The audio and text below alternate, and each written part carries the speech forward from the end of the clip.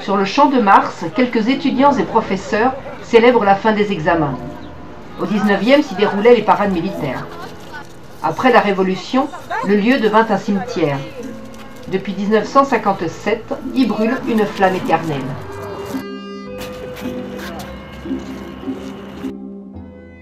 Dans la rue des Millionnaires, autrefois habitée par les aristocrates et les membres de la famille impériale, le palais de marbre fut un cadeau de Catherine II à son favori, Grigori Orlov, qui l'avait aidé à monter sur le trône. Cette superbe grille en fer forgé ouvre sur le jardin d'été, voulu par Pierre le Grand dès 1704, puis aménagé en jardin anglais sous Catherine II.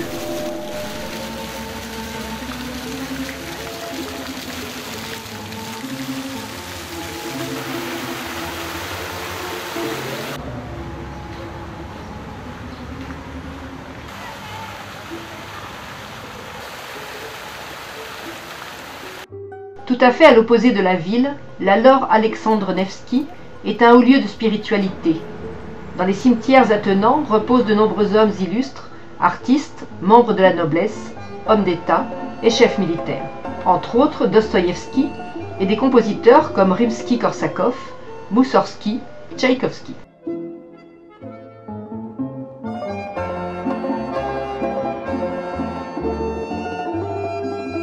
Une cour, entourée de beaux bâtiments monastiques rouges et blancs, conduit à la cathédrale de la Sainte Trinité, où sont vénérées les reliques de saint Alexandre Nevski, prince russe célèbre pour ses victoires militaires, et canonisé en 1547.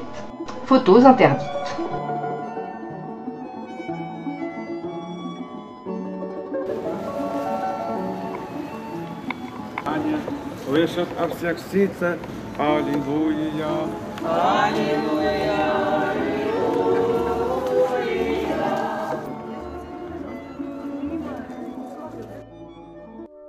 Nous quittons la ville en direction de Peterhof, à 30 km. Rival nordique du château de Versailles dont il s'inspire, Peterhof est célèbre pour l'abondance de ses jets d'eau. En 1717, impressionné par sa visite en France, Pierre Ier en confie les travaux à un élève de Lenôtre, Jean-Baptiste Leblond.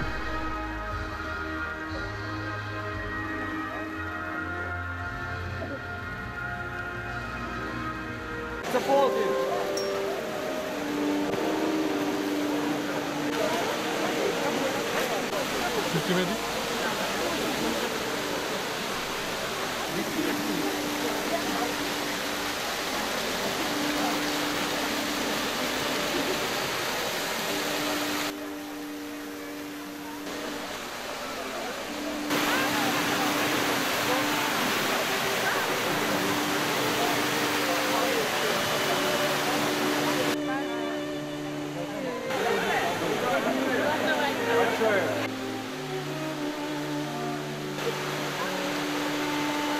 Dévasté sous l'occupation nazie, il a mis 50 ans à être entièrement restauré. L'escalier d'honneur, les salles d'apparat et les appartements impériaux rivalisent de luxe et de dorure. Photos interdites. Il vous faudra donc aller sur place pour en découvrir l'éblouissante beauté. Le parc de 1000 hectares borde la rive sud du golfe de Finlande.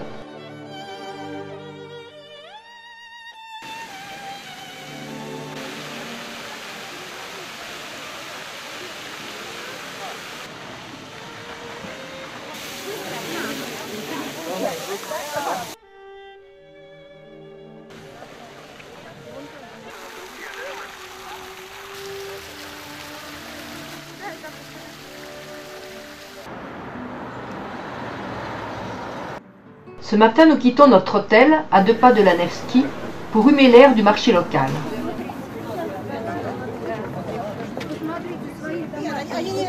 Si quelques babouchkas vendent dans la rue, les commerçants sédentaires sont sous un vaste marché couvert où les produits laitiers côtoient fruits et légumes, œufs d'esturgeon et autres poissons.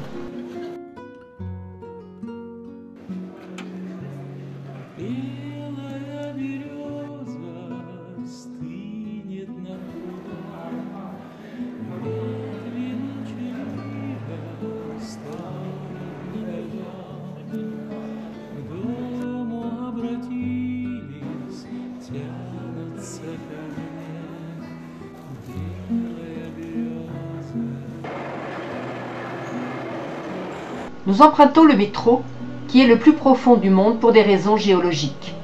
Moins luxueux que celui de Moscou, il n'en est pas moins impressionnant et d'une propreté exemplaire.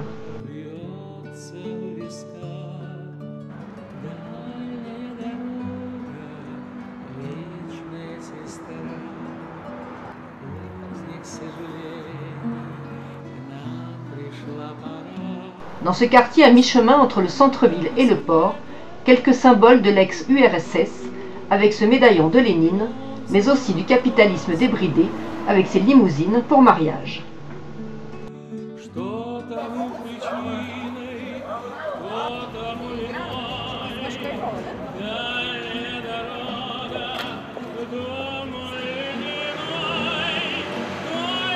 La cathédrale aux 5 coupoles bleues, ou Sainte Trinité, date de la fin du XIXe. Le pape y célèbre aujourd'hui des baptêmes à la chaîne, mais il nous est interdit de filmer. Ici furent célébrés le mariage de Dostoïevski et les funérailles du pianiste Anton Rubinstein. Utilisée comme entrepôt sous le régime soviétique, la cathédrale fut rendue au culte en 1990.